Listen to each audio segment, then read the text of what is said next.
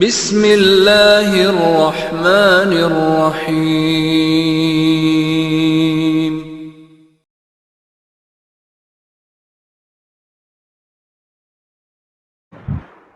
إن الحمد لله نحمده ونستعينه ونستغفره ونؤمن به ونتوكل عليه ونعوذ بالله من شرور أنفسنا ومن سيئات أعمالنا. من يهده الله فلا مضل له ومن يضلل فلا هادي له، وأشهد أن لا إله إلا الله وحده لا شريك له، وأشهد أن محمدا عبده ورسوله. اللهم صل على محمد وعلى آل محمد كما صليت على إبراهيم وعلى آل إبراهيم إنك حميد مجيد. اللهم بارك على محمد وعلى آل محمد كما باركت على إبراهيم وعلى آل إبراهيم إنك حميد مجيد. أما بعد، فقد قال الله تعالى في محكم تنزيله العظيم وفي الفرقان الكريم: أعوذ بالله من الشيطان الرجيم. بسم الله الرحمن الرحيم. يا أيها الناس اتقوا ربكم الذي خلقكم من نفس واحدة وخلق منها زوجها وبث منهما رجالا كثيرا ونساء واتقوا الله الذي تساءلون به والأرحام إن الله كان عليكم رقيبا. يا أيها الذين آمنوا اتقوا الله وقولوا قولا سديدا يصلح لكم أعمالكم ويغفر لكم ذنوبكم، ومن يطع الله ورسوله فقد فاز فوزا عظيما. يا أيها الذين آمنوا اتقوا الله حق تقاته ولا تموتن إلا وأنتم مسلمون. وقال نبينا صلى الله عليه وسلم: خير الكلام كلام الله، وخير السنن سنن محمد صلى الله عليه وسلم، وشر الأمور محدثاتها وكل محدثة بدعة وكل بدعة ضلالة وكل ضلالة في النار، أو كما قال عليه الصلاة والسلام. رب اشرح لي صدري ويسر لي أمري واحلل عقدة من لساني يفقهوا قولي. எல்லா புகழும் ஏக இறைவனாகிய அல்லாஹ்வுக்கே உரித்தாக்கி, அவனுடைய சாந்தியும் சமாதானமும் அன்பும் கிருபையும் அல்லாஹ்வுடைய இறுதி தூதர் முஹம்மது ஸல்லல்லாஹு அலைஹி வஸல்லம் அவர்கள் மீதும், அவருடைய வாழ்க்கை வழிமுறையை தமது வாழ்வில் நெறிகொள்ளாமல் பின்பற்றி வாழ்ந்த சத்திய சஹாபாக்கள், தாபிஈன்கள், தபஅ தாபிஈன்கள், இமாம்கள், நல்லடியார்கள், மறுமை நாள் வரை இந்த உலகத்தில் வாழக்கூடிய அனைத்து ஏக இறை விசுவாசிகள் மீதும் குறிப்பாக நம் மீது வேண்டென்றும் உண்டாகுமா. அல்லாஹுடைய பெரும் கிருபையினால் அவன் நம் மீது கடமையாக்கி இருக்கின்ற ஜுமா என்கிற இந்த வணக்கத்தை நிறைவேற்றுவதற்காக அல்லாஹ்வுடைய இல்லத்திலே நாம் ஒன்று கூடியிருக்கிறோம். நம்முடைய நல்ல எண்ணங்களையும் செயல்பாடுகளையும் அல்லாஹ் சுப்ஹானஹு வ தஆலா ஏற்றுக்கொண்டு அதற்குரிய நிறைவான கூலி நம் அனைவருக்கும் தந்தர் புரிவானாக. கண்ணியத்திற்குரிய அல்லாஹ்வின் நல்லடியார்களே, சகோதர சகோதரிகளே, அல்லாஹ் ரப்புல் ஆலமீன் இந்த உலக வாழ்வில்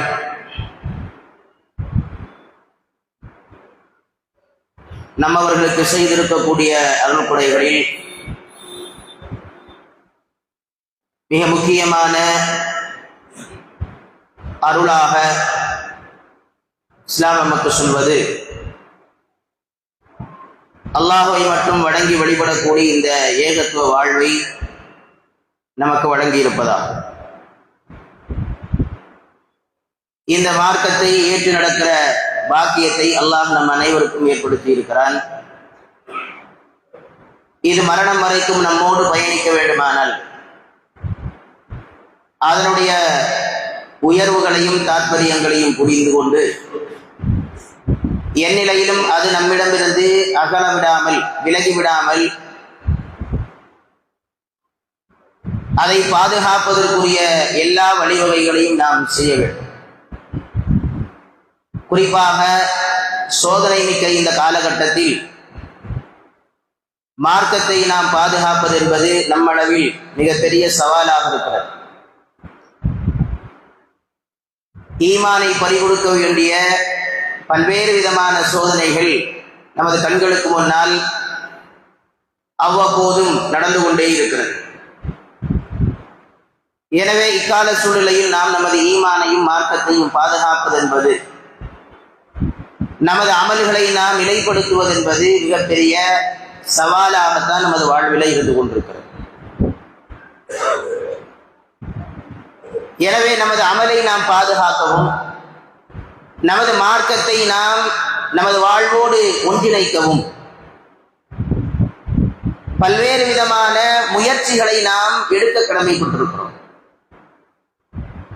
அதில் ஆரம்பமாக இஸ்லாம் என்கிற இந்த மார்க்கத்தின் அழகை நாம் தெரிந்து கொள்ள கடமைப்பட்டிருக்கிறோம். இஸ்லாம் என்பது வெறுமனே லா இலாஹ இல்லல்லாஹ் முஹம்மது ரசூலுல்லாஹ் என்கிற கலிமாவை சொல்லி ஐநேரம் தொழுது,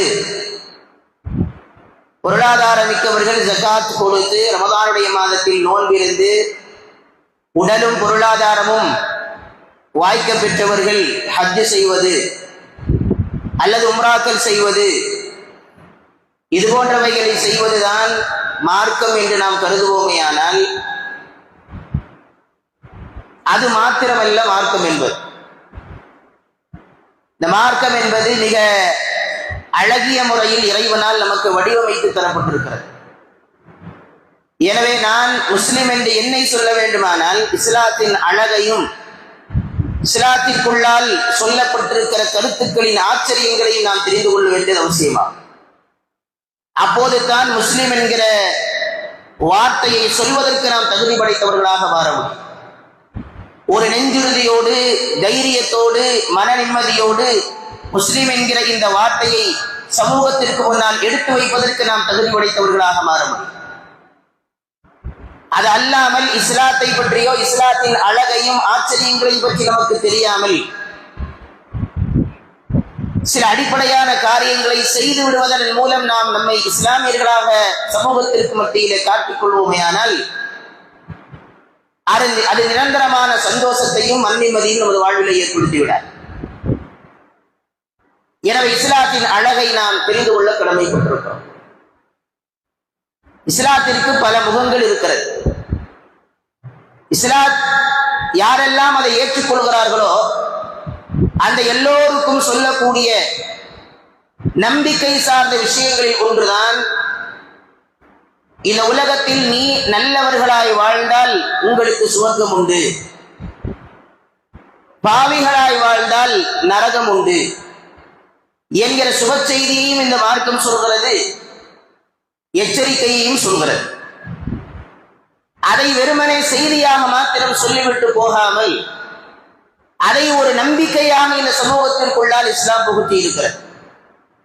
நான் எதை செய்தாலும் அது சிறிய நன்மையாக இருந்தாலும் பெரிய நன்மையாக இருந்தாலும் அதற்குரிய கூலி என் இறைவன் புறத்திலிருந்து எனக்கு சொர்க்கமாக வழங்கப்பட வேண்டும் என்கிற நம்பிக்கை தான் எல்லோருடைய உள்ளத்திலுமே இருக்கிறது. எனவே சுவர்க்கத்தை நம்பிக்கை சார்ந்த லட்சியமாக மாற்றி இருப்பது இஸ்லாம் என்கிற இந்த மார்க்கத்தை தவிர வேறு எந்த கொள்கையும் இல்லை. அது நாம் ரகசியமான வாழ்வில் செய்கிற நன்மைகளாக இருந்தாலும் பரகசியமான வாழ்வில் செய்கிற நன்மைகளாக இருந்தால் அந்த ஒன்றுதான் நம்மை நன்மைகளை செய்வதற்கு ஆர்வப்படுத்துகிறது, உத்வேகப்படுத்துகிறது. அதுபோல பாவங்களிலிருந்து நம்மை தூரப்படுத்துகிற விஷயம் நரகம் எனக்கு வாழ்விடமாக நீள்விடமாக அமைந்துவிடுமோ என்கிற பய உணர்வுதான். அதையும் இஸ்லாம் நம்பிக்கை சார்ந்துத்தான் சொல்லி காட்டுகிறது. எனவே இஸ்லாம் இந்த சுவர்க்க வாழ்வையும் நரக வாழ்வையும் மனிதனின் முடிவாக நமக்கு அறிவித்து தந்தாலும் அதற்குள்ளால் நம்பிக்கை என்கிற மிக முக்கியமான தன்மையை இஸ்லாம் நமக்கு சொல்லி காட்டுவதன் மூலம்தான் இந்த இஸ்லாமிய மார்க்கம் தன் உயர்ந்த அழகை முஸ்லிமுடைய வாழ்வில் எடுத்து காட்டிக் கொண்டே இருக்கிறது. எனவேதான் நபிகள் நாயகம் ஸல்லல்லாஹு அலைஹி வஸல்லம் அவர்கள் நன்மையை எப்படி பார்க்க வேண்டும் என்று சொன்னார்கள். லா தஹ்தகிரன்ன மினல் மஅரூஃபி ஷைஆ என்றார்கள் அல்லாஹ்வுடைய தூதர் ஸல்லல்லாஹு அலைஹி வஸல்லம் அவர்கள். நன்மை என்று எதுவெல்லாம் உனக்கு மார்க்கத்திலே சொல்லப்பட்டதோ அவைகளில் எதையும் நீ மட்டமாக கருதி விடாதே என்று நபிகள் நாயகம் ஸல்லல்லாஹு அலைஹி வஸல்லம் சொல்கிறார்கள். நன்மைன்னு உனக்கு எதுவெல்லாம் தெரிகிறதோ அதில் எதையும் நீ மட்டமாக கருதி விடாதே, அதை குறைத்து மதிப்பிட்டு விடாதே. எந்த அளவுக்கு தெரியுமா? உனது சகோதரனை நீ இன்முகத்தோடு பார்ப்பது இருக்கிறதே, அதுவாக இருந்தாலும் சரி, என் நபிகள் பெருமானார் ஸல்லல்லாஹு அலைஹி வஸல்லம் சொல்கிறார், உனது சகோதரனை நீ பார்க்கிற அந்த புன்முறுவல், மன மகிழ்ச்சியோடு பார்க்கிற அந்த பார்வை, சிரித்த முகம் என்பது இருக்கிறதே, அதற்கும் ஒரு நன்மை உண்டு. இது போன்ற சிறிய சிறிய காரியங்களின் மூலம் நீ அடைகிற நன்மையை நீ காரியம் சிறிதென கருதி அதை மட்டுமாக நினைத்து விடாதே என்று நபிகள் பெருமானார் ஸல்லல்லாஹு அலைஹி வஸல்லம் சொல்கிறார்கள். ஏன், சில பொழுதுகளில் அதற்கு இறைவன் வழங்குகிற கூலி கூட சுவர்க்கமாக இருக்கலாம். எனவே சுவர்க்கம் என்கிற இந்த நம்பிக்கையை தான் நாம் செய்கிற எல்லா நன்மையின், எல்லா கட்டுப்படுதலின், எல்லா தக்வாவின் அடிப்படையாக இஸ்லாம் நமக்கு சொல்லி காட்டுகிறது.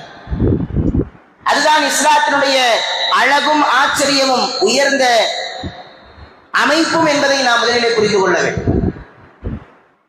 நபிகள் பெருமானார் ஸல்லல்லாஹு அலைஹி வஸல்லம் அவர்கள் அந்த சுவர்க்கத்தை நோக்கித்தான் தன் சஹாபாக்களை அழைத்தார்கள். நரகத்திலிருந்து பாதுகாப்பதற்குத்தான் அல்லாஹ்வுடைய தூதர் ஸல்லல்லாஹு அலைஹி வஸல்லம் அவர்கள் நபியாக அனுப்பப்பட்டார்கள் என்பதை நாம் நபிகளாரின் வரலாறிலும் அல் குர்ஆன் செய்திகளிலும் நாம் பார்க்கலாம்.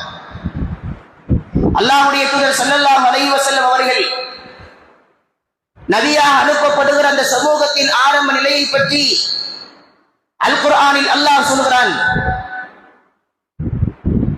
அதாவது, நீங்கள் நரக படுகொலியின் மிக ஓரத்தில் இருந்து கொண்டிருந்தீர்கள், சறுக்கினால் தடுக்கினால் நீங்கள் நரகத்தில் விழுந்து விடுகிற அமைப்பில் தான் இருந்தீர்கள். ஃபஅன்கதகும் மின்ஹா, அதிலிருந்து இறைவன் உங்களை பாதுகாத்தான் என்னை நபியாக அனுப்பியதன் மூலம் என்பதை நபிகள் நாயகம் ஸல்லல்லாஹு அலைஹி வஸல்லம் அவர்கள் அவர்களுக்கு நினைவூட்டுமாறு அல்லாஹ் ரப்புல் ஆலமீன் சொல்லி காட்டுகிறார். பகைவர்களாக இருந்தீர்கள், விரோதிகளாக இருந்தீர்கள், ஆனால் உங்களுக்கு மத்தியில் சகோதரத்துவத்தை இறைவன் ஏற்படுத்தி வகுந்தும் அலா ஸஃபா ஹுஃப்ரத்தின் மினன் நார், நரக படுகொலியின் ஓரத்திலே இருந்த உங்களை இறைவன் பாதுகாத்து சுவர்க்கத்திற்குரியவர்களாக ஆக்கினான். அதை நீங்கள் நினைத்து பாருங்கள். ஏன் அல்லாஹ் ரப்புல் ஆலமீன் நபிகளார் அனுப்பப்படுகிற போது அந்த சஹாபாக்களின் நிலை என்ன, அந்த சமூகத்தின் நிலை என்ன என்பதை நமக்கு சொல்லி காட்டுகிறார். அவர்களை நரகத்திலிருந்து பாதுகாத்து சுவர்க்கத்திற்குள் நுழைவிப்பதுதான் நபிகளாருடைய மிக முக்கியமான பணியாக இருந்தது. அவர்களுக்கு பின்னால் வருகிற அவர்களது சந்ததிகளான சமூக மக்கள் எல்லோரினுடைய வழிகாட்டியாக இறைவன் நபிகளாரை அமைத்து அவர்களுக்கு சுவர்க்கத்தை எடுத்து சொல்லி நரகத்திலிருந்து பாதுகாக்கிற வழியைத்தான் அல்லாஹ்வுடைய தூதர் ஸல்லல்லாஹு அலைஹி வஸல்லம் அவர்கள் செய்தார். எனவேதான் அவ்வப்போது அல்லாஹ்வுடைய தூதர் சுவர்க்கத்தை சஹாபாக்களுக்கு ஞாபகப்படுத்துவார்கள், அவ்வப்போது நரகத்தை அல்லாஹ்வுடைய தூதர் ஞாபகப்படுத்துவார்கள். இது நபிகளாருடைய சுன்னாவாகத்தான் பார்க்கப்படுகிறது. எனவே அப்படிப்பட்ட நபிகளாரின் சுன்னா நமக்கு சொல்லுகிற செய்தி, இஸ்லாமிய மார்க்கம் என்பது அதனுடைய நம்பிக்கை சார்ந்த சுவர்க்க நரக வாழ்வை எடுத்துரைப்பதில் தான் இருக்கிறது, அதை தன் வாழ்வில் எடுத்து செயல்படுவதில் தான் இருக்கிறது என்பதை இந்த செய்திகள் எல்லாம் நமக்கு சொல்லி காட்டுகிறேன். சோதனை மிக்க இது போன்ற காலகட்டங்களிலும் அல்லாஹ்வுடைய தூதர் ஸல்லல்லாஹு அலைஹி வஸல்லம் சொன்னார்கள், பாதிரு பில் அமால், நன்மைகளை செயல்பாடுகளில் அமலு சாலிஹாத்துகளில் நீங்கள் விரைந்து செயல்படுங்கள் என்றார்கள் அல்லாஹ்வுடைய தூதர் ஸல்லல்லாஹு அலைஹி வஸல்லம் அவர்கள். பாதிரு பில் அமால், நன்மைகளை அதிகப்படுத்திக் கொள்ளுங்கள், அமல்களை அதிகமாக செய்யுங்கள். ஏன் தெரியுமா? ஒரு மிகப்பெரிய ஃபித்னா உங்களிடத்தில் வருவதற்கு முன்னால் அந்த ஃபித்னா என்பது கரும் இருளை போல இருக்கும் என்றார்கள் அல்லாஹ்வுடைய தூதர் ஸல்லல்லாஹு அலைஹி வஸல்லம் அவர்கள். அந்த இருளில் வாழ்கிற ஒருவர் காலையை அடைந்தால் முஸ்லிமாக இருந்து மாலையை அடைகிற பொழுது காபிராகி விடுவார். மாலையை அடைகிற பொழுது முஃமினாக இருக்கிற ஒருவர் காலையை அடைகிற போது காபிராகி விடுவார். யபீஉ தீனஹு பிஅர்தம் மினத் துன்யா, இந்த உலகத்தில் சில அற்பங்களுக்காக தன் மார்க்கத்தையே விலை பேசி விடுவார். ஏன் நபிகள் நாயகம் ஸல்லல்லாஹு அலைஹி வஸல்லம் சொல்கிறார்கள், உலகத்தில் சில அற்பங்களுக்காக, சில லாபங்களுக்காக, சில சுகபோகங்களுக்காக இந்த மார்க்கத்தையே ஒருவர் விலை பேசி விடுவார், விற்று விடுவார். ஏன் நபிகள் நாயகம் ஸல்லல்லாஹு அலைஹி வஸல்லம் அவர்கள் சொல்லுகிறார்கள் என்றால், நாம் இன்றைக்கு சந்தித்துக் கொண்டிருக்கிற மார்க்க ரீதியான பிரச்சனைகளில் மிக முக்கியமானது இதுதான். ஒருபுறம் மார்க்கம் பற்றிய அறிவின்மை, இன்னொரு மார்க்கம் எப்போதெல்லாம் விலை பேசப்படுகிறதோ அப்போதெல்லாம் எடுத்துக் கொடுக்கிற அமைப்பில் இஸ்லாமிய சமூகத்தின் பலவீனமான நிலையை நாம் பார்க்கிறோம். இந்நிலையில் நாம் நமது அமல்களை மிக விரைவுபடுத்த நாம் கடமைப்பட்டிருக்கிறோம். அல்லாஹ்வுடைய தூதர் சொல்கிறார். அன்பானவர்களே, சுவர்க்கத்தை ஞாபகப்படுத்தி அல்லாஹ்வுடைய தூதர், நரகத்தை எச்சரித்து அல்லாஹ்வுடைய தூதர் அவ்வாறு சொல்லி விட்டு போய்விடவில்லை. அது சம்பந்தமான வழிகாட்டுதலை நமக்கு சொல்லிவிட்டு போயிருக்கிறார்கள். சுவர்க்கத்தை நீங்கள் அடைய வேண்டும் என்றால் அதற்கு நீங்கள் செய்ய வேண்டியது பாரதூரமான, பழுவான, உங்களால் சுமக்க முடியாத சுமைகளை கொண்ட இபாதத்துகளை அல்ல. மிக எளிதான செயல்பாடுகள் மூலமும் நீங்கள் சுவர்க்கத்தை அடையலாம். சிறிய சிறிய காரியங்கள் மூலமும் நீங்கள் சுவர்க்கத்தை அடையலாம். அதே காரியங்கள் மூலம் நீங்கள் நரகத்தை விட்டு பாதுகாத்துக் கொள்ளலாம். ஏன் நபிகள் நாயகம் ஸல்லல்லாஹு அலைஹி வஸல்லம் சொல்கிறார்கள், ஒருவர் தன் அமலை கூட்டிக் கொள்ள, நன்மையில் ஒன்றை கூட்டிக் கொள்ளவும் பாவத்தில் ஒன்றை குறைத்துக் கொள்ளவும் அல்லாஹ்வுடைய தூதர் ஸல்லல்லாஹு அலைஹி வஸல்லம் அவர்கள் வழிபடுத்தி தந்திருக்கிறார்கள்.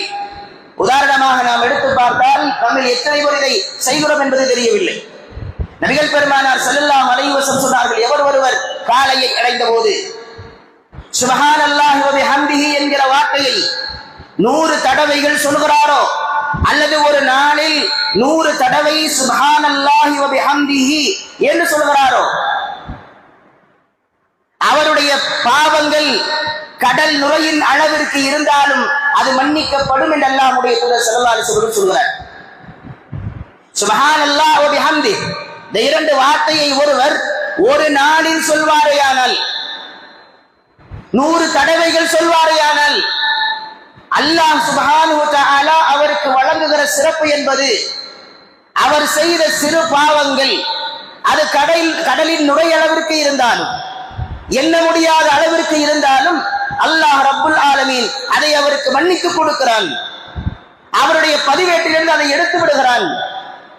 அவ்வாறு எடுக்கப்பட்ட ஒருவர் கண்டிப்பாக நரகத்திற்குள் செல்ல மாட்டார். இறைவன் அல்லாஹ்வுடைய தூதர் ஸல்லல்லாஹு அலைஹி வஸல்லம் அவர்கள் மூலமாக இதை நமக்கு சொல்லி காட்டுகிறார்.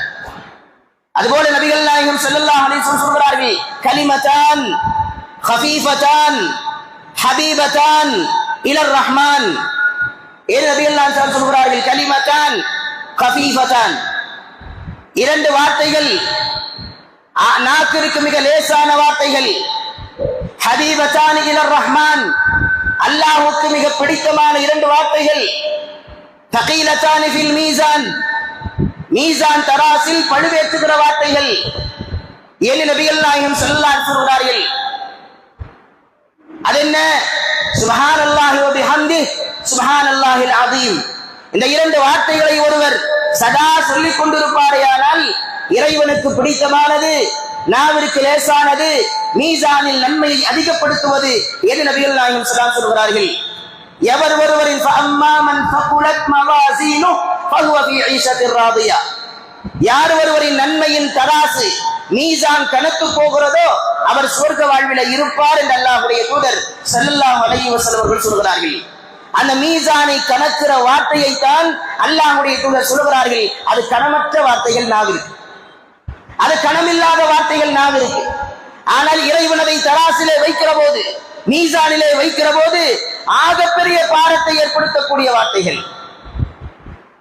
அவ்வார்த்தைகளை சதா மொழிந்து கொண்டிருக்கிற, அதன் மூலம் தன் தராசை கனப்படுத்துகிற எத்துணை முசல்லிகள், எத்துணை முஃமின்கள், முஸ்லிம்கள் இருக்கிறோம் என்பதை நாம் யோசிக்க கடமைப்பட்டிருக்கிறோம். தேவையற்ற நரகத்தில் கொண்டு சேர்க்கிற, இறைவனது கோபத்தை உருவாக்குகிற பயனில்லாத எத்தனையோ வார்த்தைகளை இந்த நாவு சதா மொழிந்து கொண்டிருக்கிறது. அதில் புறமகப்படலாம், அவதூறுகள் அகப்படலாம், இன்னும் எத்தனையோ மோசமான நரகத்திற்கு இட்டு செல்லுகிற வார்த்தைகள் இந்த நாவிலிருந்து வெளிப்படலாம். ஆனால் அல்லாஹ்வுடைய தூதர் சொல்கிறார்கள், இந்த பாரம் ஏற்படுகிற வார்த்தைகளை நீங்கள் உபயோகித்தால் மறுமையில் உங்களுக்கு ஆகப்பெரிய நன்மை இருக்கிறது என்றார்கள். இது சுவர்க்கத்தை அடைவதற்கு அல்லாஹ்வுடைய தூதர் சொல்லித் தந்தது.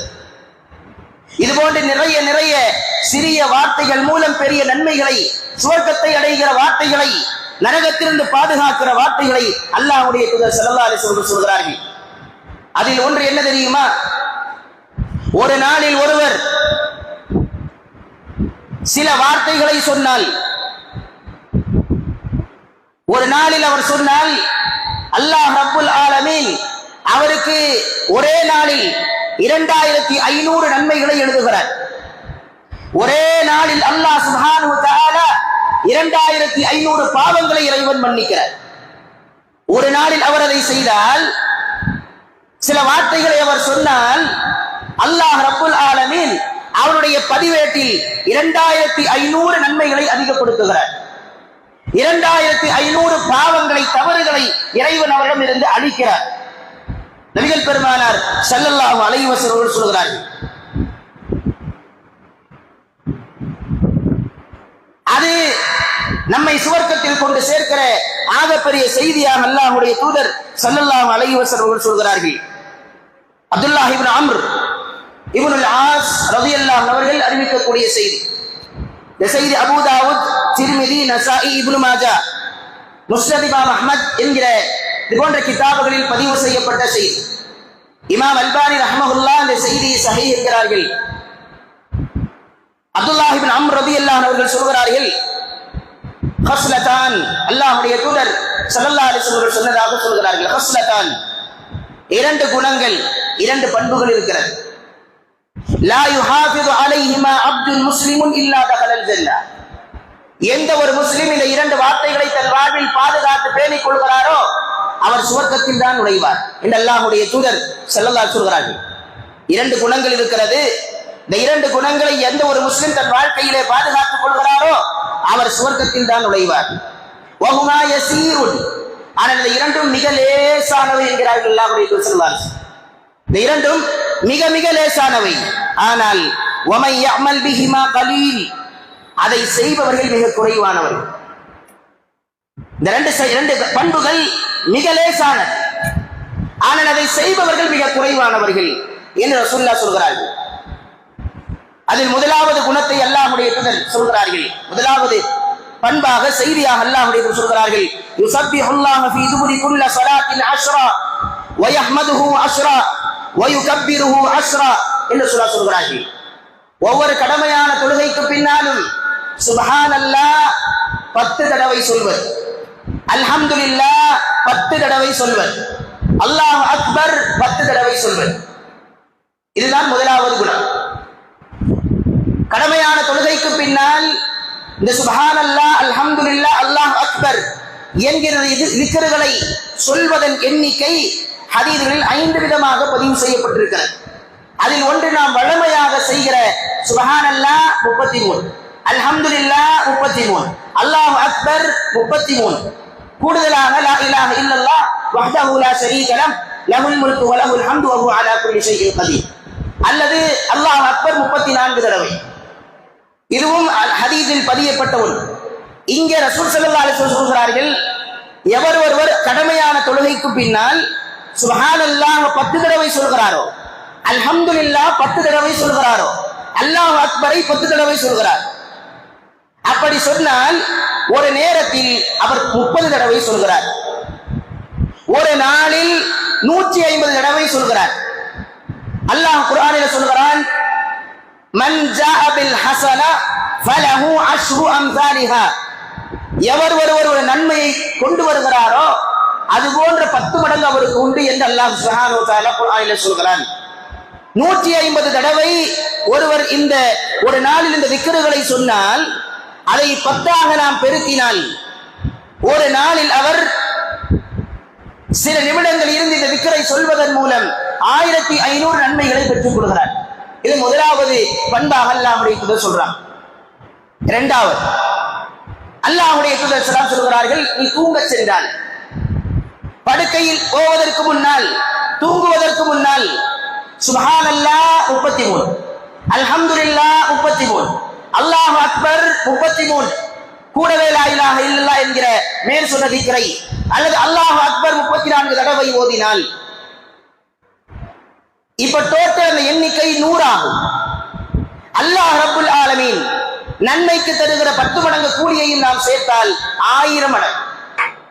ஏற்கனவே 1500 நன்மைகளை இபாதத்துகளின் பின்னால் அடைந்து கொண்டவர் உறக்கத்திற்கு முன்னால் செய்கிற இந்த 100 திக்ருகளின் மூலம் 1000 நன்மைகளை பெற்று டோட்டலாக 2500 நன்மைகளை பெற்றுக் கொள்கிறார் என்று சொல்கிறார். இரண்டும் செய்வதற்கு பாரமான காரியம் அல்ல, ஆனால் செய்பவர்கள் குறைவு என்று சொல்றார். சஹாபாக்கள் கேட்கிறார்கள், அல்லாஹ்வுடைய தூதரே, நீங்க தான் சொல்றீங்க செய்வதற்கு மிக எளிதான காரியம் என்றும், ஆனால் அதே நீங்க தான் சொல்றீங்க கம்மியானவங்க தான் செய்வாங்க, அது ஏன் அப்படி சொல்றீங்கன்னு கேட்கிறார். அப்ப ரபியல் நாயகம் ஸல்லல்லாஹு அலைஹி சொல்கிறார்கள், உங்களில் ஒருவர் தொழுகையில் அத்தஹியாத்திற்குள் வந்தால் அல்லது தொழுகைக்குள்ளால் வந்தால் ஷைத்தான் அவர் மறந்து போயிருக்கிற எல்லாவற்றையும் ஞாபகப்படுத்துவார், சலாம் கொடுக்கிற வரைக்கும் ஞாபகப்படுத்துவார். அவர் மறந்து போன, அவர் விட்டுவிட்ட எல்லா விஷயங்களையும் அவருக்கு ஞாபகப்படுத்துவார். அவர் சலாம் கொடுத்தவன் அவருக்கு முதல்ல ஞாபகம் வர்றது எதை விட்டோமோ அதை செய்யணுங்கிறது. சலாம் கொடுத்ததற்கு பின்னால் இந்த திக்ருகளை செய்வதற்கு முன்னால் எழுந்து போகிறவர் அவர் மாறிவிடுவார்.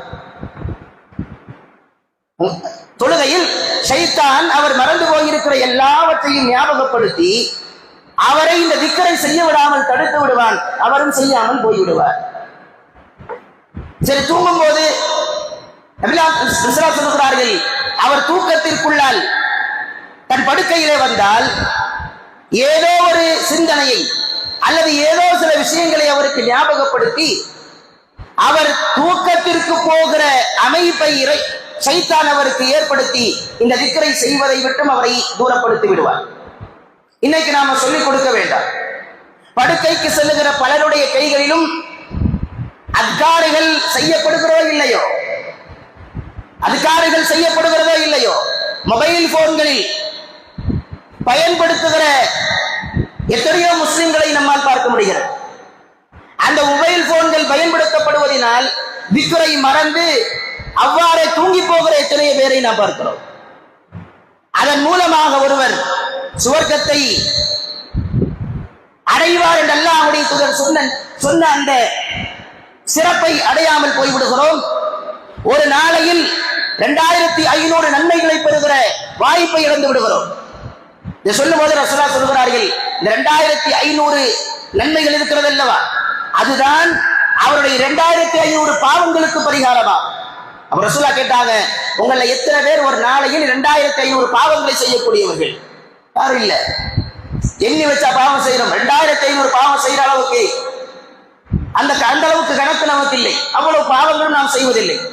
ஆனால் நாம் செய்கிற பாவங்களை தாண்டி இறைவன் அவைகளை சரிபடுத்துகிற நன்மைகளை வாரி தருகிறான் என்பதை அல்லாஹ்வுடைய தூதர் ஸல்லல்லாஹு அலைஹி வஸல்லம் சொல்கிறார். எனவே இந்த சிறிய அமல்கள் மூலம் பெரிய லட்சியத்தை, சுவர்க்க பாதையை, நரகத்திலிருந்து மாறுதலை அல்லாஹ்வுடைய தூதர் ஸல்லல்லாஹு அலைஹி வஸல்லம் சொல்கிறார்கள் என்றால் இதை நாம் சரியான முறையில் பேணுகிறோமா என்பதை நானும் நீங்கள் சிந்திக்க வேண்டும். அல்லாஹ் சுப்ஹானஹு வ தஆலா அதை சீர்படுத்துகிற நல்ல மக்களாக நம்மை ஆக்கி அருள்புரிவானாக. யா அய்யுஹல்லதீன ஆமனு தக்குல்லாஹ வ கூலு கௌலன் சதீதா யுஸ்லிஹ் லக்கும் அஅமாலக்கும் வ யக்ஃபிர் லக்கும் துனூபக்கும் வ மன் யுத்திஇல்லாஹ வ ரசூலஹு ஃபகத் ஃபாஸ ஃபௌஸன் அதீமா.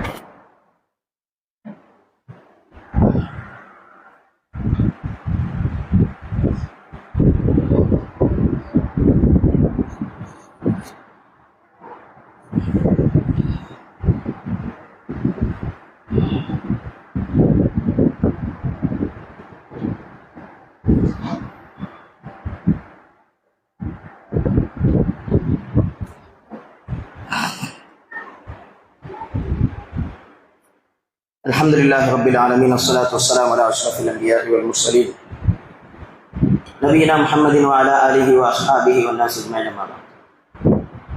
அன்புக்குரிய சகோதரர்களே, அல்லாஹ் சுப்ஹானஹு வ தஆலா அவன் நம் மீது கொண்டிருக்கிற அருளினால் நமக்கு வழங்கி இருக்கிற இந்த மார்க்கத்தை நாம் மரணம் வரைக்கும் பாதுகாக்க வேண்டும். அதற்கு அமல்களாக எவைகளை நமக்கு சொல்லித் தரப்பட்டிருக்கிறதோ அவைகளை நாம் சிறிய முறையில் செயல்படுத்த வேண்டும். அவ்வாறு செயல்படுத்தி இறைவிடத்தில் உன்னத நன்மைகளை பெற்றுக்கொள்கிற மக்களாக அல்லாஹ் ரப்பல் ஆலமீன் நம்மை ஆக்கிய புரிவானாக. أقول قولي هذا أستغفر الله لي ولكم واستغفروه لي وعنكم وعن سائر المسلمين والمؤمنين أجمعين وذكر الله أكبر والله أكبر. سبحان ربك رب العزة عما يصفون وسلام على المرسلين والحمد لله رب العالمين.